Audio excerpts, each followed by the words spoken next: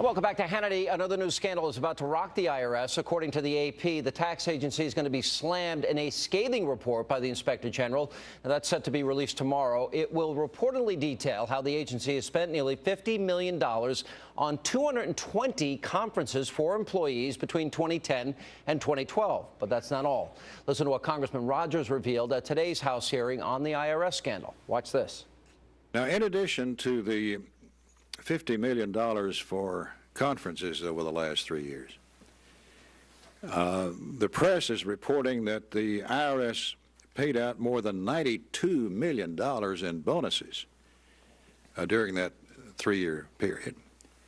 And within that sum, key figures in the current scandal got bonuses. A lot of money. Pretty unbelievable. Joining me now with Reaction Radio talk show host Dana Loesch and Democratic strategist, former Kerry campaign aide Mark Hanna.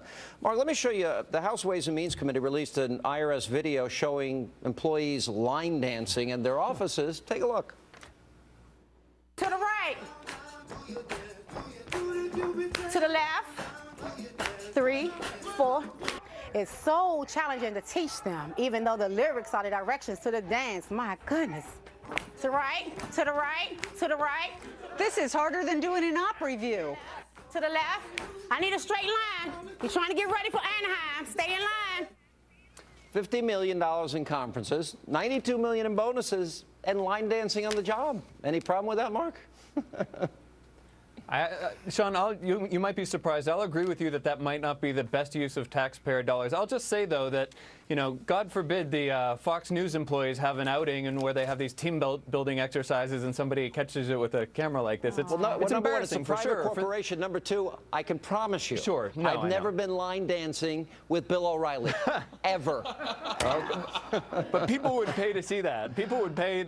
But look, no, I'll agree that this is embarrassing for the administration, but here's what progressives think when they look at this. They look at Darrell Issa trying to link what happened in Cincinnati to Washington, D.C. So far, Candy Crowley just yesterday morning said when interviewing Issa that there was no sort of, it was totally not definitive that there was this link. So we end up with this like sideshow, this public spectacle, instead of pursuing the public interest, which is Americans need to know what actually happened at the IRS. Well, and if there was malfeasance, but we need to find that out. Dana, don't we know what happened? No. Hang on, Dana. All right, first of all, there was such an egregious false equivalence made here that has to be corrected. First and foremost, the last time I checked, Sean, Fox News was not funded by the American taxpayer. Fox News didn't require billions upon billions and billions of dollars and went out and persecuted conservatives while they were taking taxpayer-funded dollars as well. There's a big difference. It's a government entity.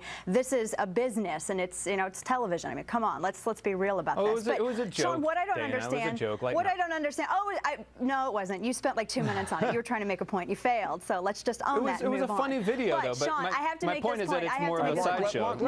I'm talking, and I'm gonna finish my point. This is how much was this? $50 million that was spent, Sean. It would have been amazing if they could have used some of this money for training for IRS employees to make sure that they knew how to not target Tea Partiers and conservatives and pro-Israel groups and Jewish groups. I think it would have gone a long way. Maybe a little sensitivity training and some responsibility training. Let me throw to. There was a very key moment. It was a checkmate moment on Meet the Press this weekend. David Plouffe and our own Karl Rove. Because this is about targeting one group of people. Let's roll this tape. There's been no suggestion. The independent, the prosecutor looked at this, excuse me, the Inspector General said there was no politics involved in this. No one has indicated at all that the White House was involved. The IRS director was appointed under President Bush, served under both presidents, attested. No one from, so this was not a political pursuit. Baloney. No baloney, Carl. Well, if it was not political, then why are only conservative groups being targeted? Why did they pick groups targeted? Oh, really? Name one. Name one. What conservative, what liberal group had Tea Party or Patriot in its name that it was targeted? This was not a single liberal group has appeared to say. You're taking great license here, Carl. No, I'm not. I am not at all. This was not an effort driven by the White House. It would be the dumbest political effort of all time. All right, Mark, can you name one liberal group targeted by this IRS? Yeah, Progress Texas is a liberal group in Texas. There's also a group of Chicago reporters that is a little bit more progressive that got targeted as well. Targeted? Look, I'm not saying that because of their name, because they're liberal. Okay, let me clarify. Not targeted. What happened here? I know, Dana. Let's zoom out a little bit. What happened in the wake of the Supreme Court Justice ruling of Citizens United? You had 1,700 applications flooding the IRS. Because all of a sudden the regulations were liberalized and anybody could. If only the timeline matched that. The Inspector General found that it wasn't done for political reasons. It was sloppy. It was reckless. It had a horrible effect, and the president is right to be outraged Dana, about it. last word. Go ahead. But it wasn't done politically. Bolo, one word, Bolo. Be on the lookout. So how many progressive groups use, I know, well, you should if you're talking about this issue. How many progressive groups use the terms Tea Party and Patriot in their mission statements describing themselves when they go and apply for tax exemption status? Because Tea Party was one of the Bolo lists. Maybe you should read that IG report.